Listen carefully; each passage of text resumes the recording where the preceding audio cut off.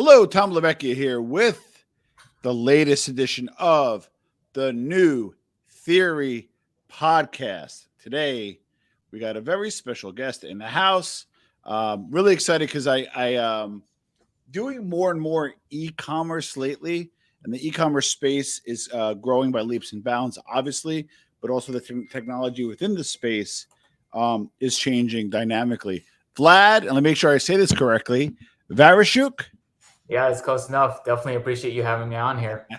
Well, he's a founder, CEO of Enopoly, an e-commerce automation platform and industry leader. Cool thing is this guy is a boxer, self-made entrepreneur, and he really kind of takes a different approach philosophically towards e-commerce. Vlad, welcome to the New Theory podcast. How you doing today, buddy? Doing great, man. How about yourself, Tom? I am well. So let's jump into it.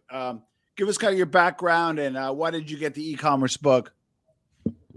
Well, mainly because I was bored. I didn't like school. I dropped out to pursue boxing. That didn't work out. Tried different business ventures, MLM, insurance. Had plenty of different jobs, serving, baking cupcakes, selling cars. And one day I just kind of, I bought a course a few years back, learned about e-commerce, and it just kind of snowballed from there. Really, it wasn't a choice. It just kind of landed in my lap at the end of the day. It's going to sound stupid, but I'm going to give you what I really like. A lot of people I know, they buy courses, right? And I hate to say this, but most of the people that I've been dealing with are just professional course goers. Oh, I got Rich Dad Poor Dad, and I got Grant Cardone's, and I got whoever. And it's like, you're not an entrepreneur, you're just a course goer. They're the entrepreneurs, right? I like the fact that you found the course and you decided to get into e-commerce. So why don't you give us a little bit of, for those especially are the either newer to e-commerce or thinking about getting into e-commerce, give us kind of the first step of, you know what, I really want to get into either whether it be drop shipping or e-commerce business. What should the first step be for that individual? Yeah, it really comes down to, the resources that you have. I mean, is this your first business? Is this your 10th business that you're getting into? The connections.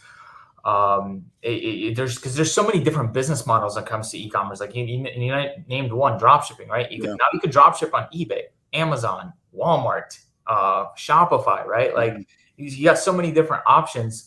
I don't do drop shipping currently on the larger platforms like Amazon or Walmart or anything like that. But when it comes to it, like I guess I would say if you're brand new and this is something you're trying to try out, I would start with a platform like Amazon, and I would try to do something like wholesale or private label.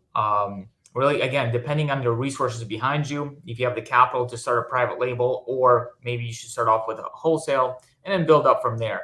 At the end of the day, e-commerce, it's a lot of people think just because it's an online business, they think it's easy, or it's just far from it. Clicks on the website and you're good to go. Like a lot of these ads show, oh, you could build a Shopify store with just a few clicks, and we have pre-built templates for you. Well, yeah, but then you got to generate traffic, and then you have to figure out what products are selling, what people want, right? You got to pick one that you like, do your research in different models, and then just start and try it, because not everything will work out. Like, never does. You're gonna fail.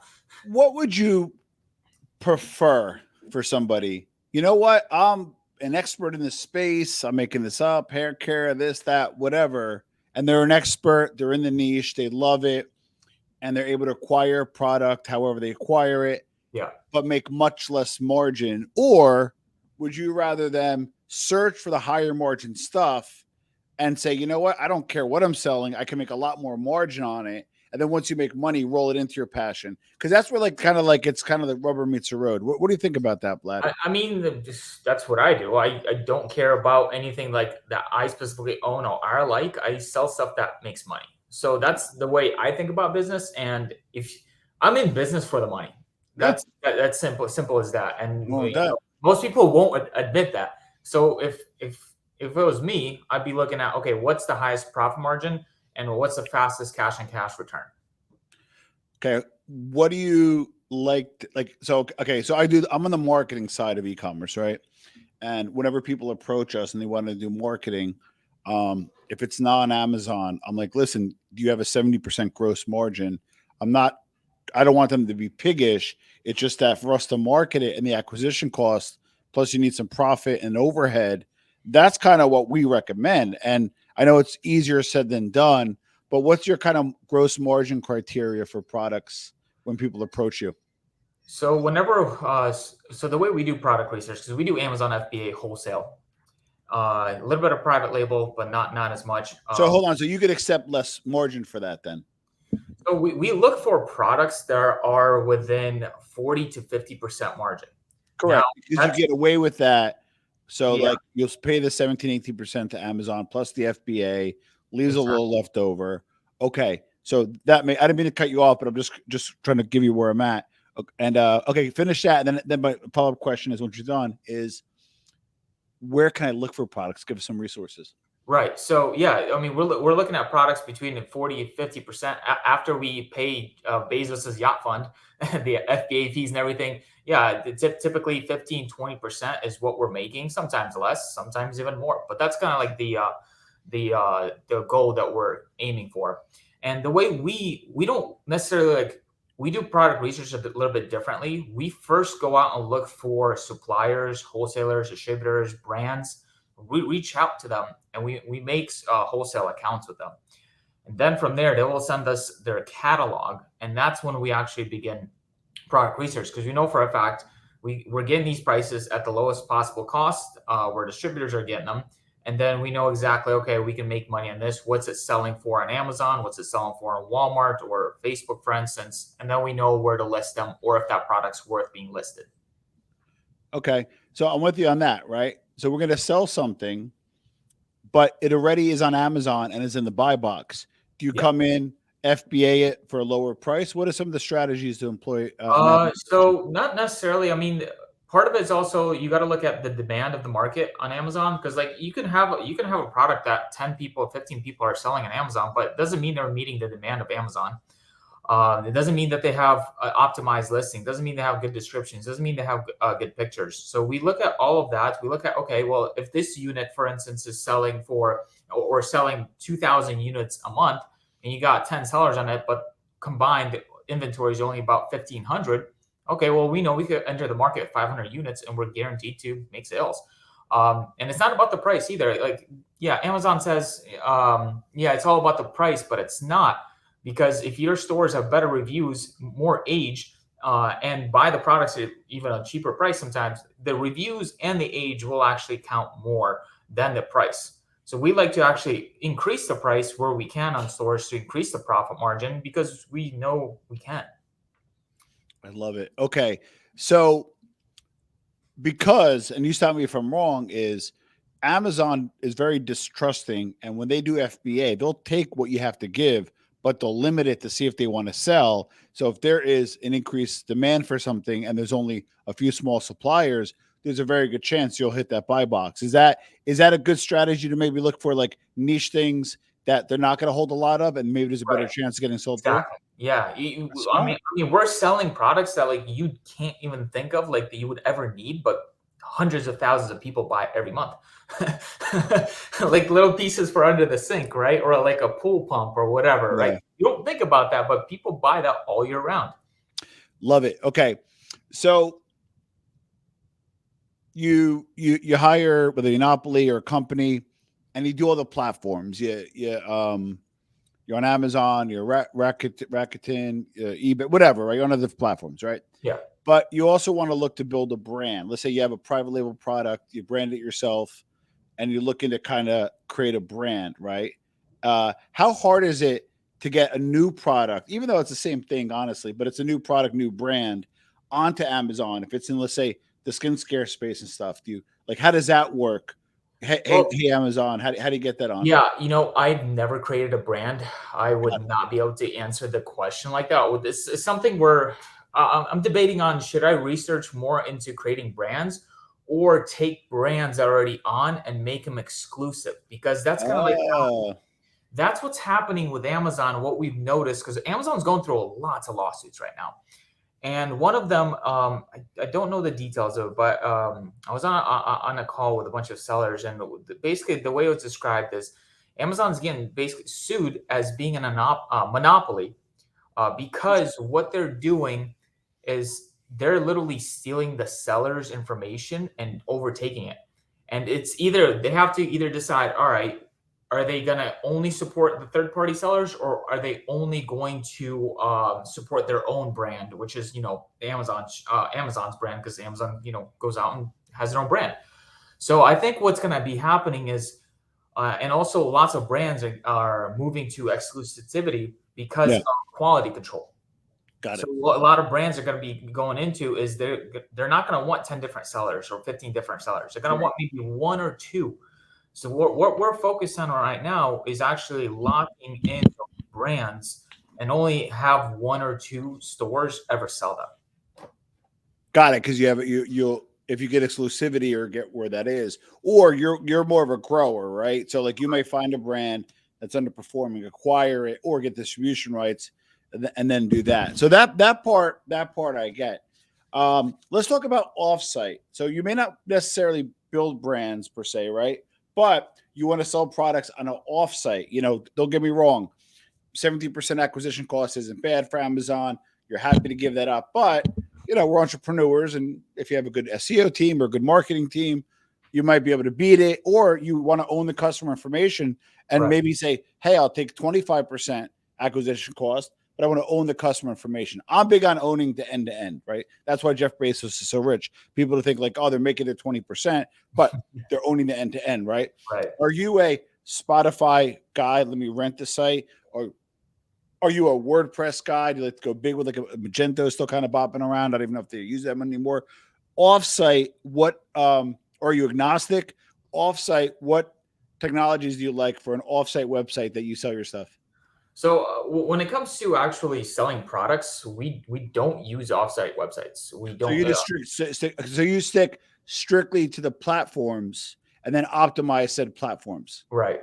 Okay, that's Because fair. it works for us really Yeah. well, and there's kind of no reason to diversify yet. Oh no, I tell you right now, I people come to me all the time. Part of the reason why we don't do as much e-commerce as we do as a marketing firm is I'm honest. Like they're like, I want to sell on Amazon and all these places. Great, and here's some great technologies. We'll talk about Enopoly in a second.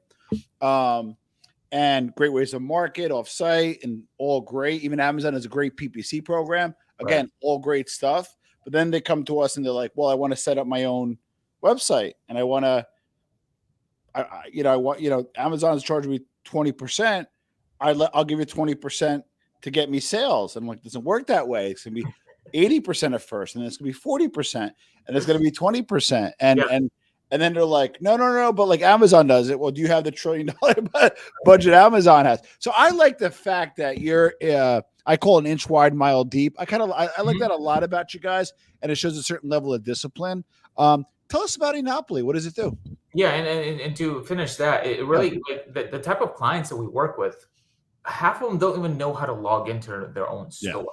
They're looking for, all right, what did I spend this month? How much did I make? What's the return on my investment? Right. Correct. As long as the numbers are, and it's crazy because you look at like hedge funds and real Yep. estate in 12, 8, 15% a year. Clients are doing that on a monthly basis, some of them. Yep. So it just makes no sense to diversify. But when it comes to, I would say Monopoly. What was your question? I'm sorry, repeat it. No, so where does Enopoly fit in? Tell us a little bit about your service and what you guys do. Yeah, so we're for people that have more money than time. Yeah. So it really comes down to, we build on platforms. We could switch the platform anytime. Like if, for Correct. instance, Amazon goes down, who cares? There's other platforms to sell on. Yeah. So we don't stick to just one. We offer many different ones.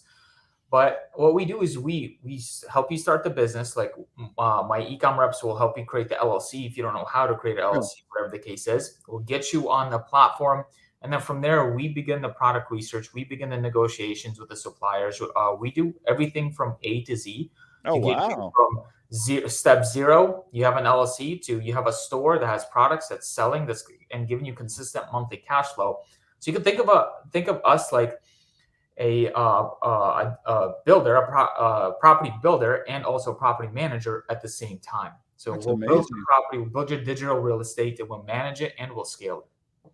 And then is it what a fixed base plus a variable fee, or you don't give exact fees, but what's the fee structure like? So yeah, the contracts as of right now range from 30 to 50 grand to get started. Yeah, That's for service, and then from there, depending on the contract, is your profit split with us. So whether we're taking 50% of the profit from the business, 40% or 30%. what is the average time for me to get my money back? Is it 18 months? Or what's the average time it It shows? really just depends on how much working capital a client comes in with. Because one, you have the service fee for us to get started. Then from there, clients can come in with $30,000 for purchasing products, or some clients come in with a few $100,000 in Got it. um, for purchasing power. So that's going to really dictate, okay, how long is it going to take you to make your money back? So it could be, some people can do it within just I don't even like to say it, but yes, it can happen in 6 months. But in reality, the way I like to tell people about it is like, think of it as a year and a half to 2 years. Yeah, that's why I said 18 months, because if I invest in a business or invest in something like that, I'm not stupid. I know 6 months is a little lofty, but I'd be comfortable with breaking even at 18 months and then start seeing some positive Yeah, thereafter. because the clients are coming in with more working capital. I can get them to more exclusive deals with suppliers and just Got it. get even better relations. It really just depends on their situation. What's your biggest success to date? You don't have to get a company, but give us an example, use case where just you knocked it out of the park. um, I mean, one of my biggest goals last year was achieved. I bought a yacht. Oh, God bless. Oh, personal goal. Nice. Yeah, Congratulations. yeah, that was. Congratulations. I mean, it's a bit. Don't get me wrong. I bought it for a business, for a chartering business. So, to me, that was incredible, because I always thought I was gonna be like 35, 40 years old and I would get one, but I ended up doing it at, what was I, 27. So that was pretty God cool. bless. I love it. So, but I love to hear about people's success stories and how they do well. There's a lot of people out there don't want you to do well. I love to celebrate success, but I want to specifically nail down. Give us an example of a customer reached out and whatever the situation was, and maybe again example use Oh case. yeah, 100%. And that's actually what my YouTube is for. I have a post majority of my client testimonials on there. Clients, and honestly, whenever you have a client that has money and makes an extra 5, 10, 15K, they're not excited. Yeah, They're really not, right? But then I have clients that make an extra $3,000 a month, but they get to either cut down their work completely, which I don't recommend ever. But some end up doing that. They can cut down their work and just start spending time with their kids and having a newborn, right? And being yeah, able to spend time. I think those are way more powerful than the clients that make a lot more, because they just simply have more and it's just like a side business for them. Whereas the clients that have a normal job, right? They have a not a 9 to 5. Yeah, 9 to 5, right? They make a few extra $1,000 a month. They don't have to worry about paying their mortgage or their rent, and they could just spend more time with their family. Those are the ones that I look for the most. And like, for instance, I had a private contractor in back in Afghanistan. He wasn't in the military, but was contracted out there. And when Biden stepped into office, that company ended up getting shut down. But oh he was wow, coming home and he called me, and we're talking. I'm like, wait, you lost your job? He's like, oh, dude, it's all good. You got me covered. And I'm like, wow, no, wow. no pressure, right? And I didn't even know his store was doing that well. Just simply because I can't look at every store every Yeah. day, but it was like mind blowing to me. That's like one of the coolest stories I think of when I think about client successes. So what's your revenue model? Your revenue model to service these accounts, have a profit share, revenue share, and then ride it out. Are you offering courses on top of it, or just sticking with the actual implementation at the moment? I, my team keeps asking me to do a course, but I'm not a big fan of it. 'Cause there's just so much information out there. It's already there. Congratulations, Vlad, because you're too busy. I'm gonna say it, fucking doing it. Versus guys that have the courses. Like for example, there was a guy that had an Amazon course, and I found out he wasn't good at Amazon. He was good at selling Amazon courses, right? So Yeah. I'm glad. Sorry to curse, but I'm glad that you are doing it and not talking about it. Okay, cool. All Well, right. don't get me wrong. So like, I buy all the courses. I have all these courses, Yeah. and even if they're bullshit, right? They still have some value in it. They maybe describe No, I'm something. not knocking the courses. I remember there was a course and I'm like, great, show me your Amazon store and show me the review. And he was like, no, but I don't do that. I'm like, well, you're selling me a $2,000 course on how to be successful on Amazon, but you're not successful on Amazon yourself. I'm just a little sensitive to that stuff. I'm more of a doer than an educator. So I respect educators, but I just think in this space you should walk the walk. So when people are listening to this on iTunes or watching on YouTube, what type of person should reach out to you? Well, busy professionals or individuals that are crushing it in their business. Yeah, This is a cash heavy business, so yeah, we don't. I don't want people going out and taking a loan to start this. This is not correct, what you correct. should do. If you don't have at least 30K liquid, if you don't Yeah, have a credit card or an additional 30, 40K for inventory, I just don't do it. There's plenty of other ways to make money, plenty yeah, of other businesses, and a person that understands long term, right? What in this business, what can go wrong almost always does, that's right? right. Like That's right. Amazon can change a policy at any second. Yep, Suppliers can send to the wrong address and completely delay your order for a few weeks, right? It's insane, but we get through it. And as long as you understand this is a business, there's going to be ups, there's going to be downs, and you're okay with that, then you're good. what excites you most about the space right now? Really seeing, because obviously I was way too young for '08, the market correction, Yeah, and what excites me is to see how it's going to play out with what we're about to face or are facing. No one's really clear on that. With the recession, right? Are people going to really suffer like they did before? correct. Is our online sales gonna plummet, or are they gonna take over because no one wants to spend money on gas and travel? They're just sitting at home and don't even have a job, but they can purchase something on Amazon. Correct. Seeing how that plays out, that kind of excites me because then now I'm thinking in completely different ways.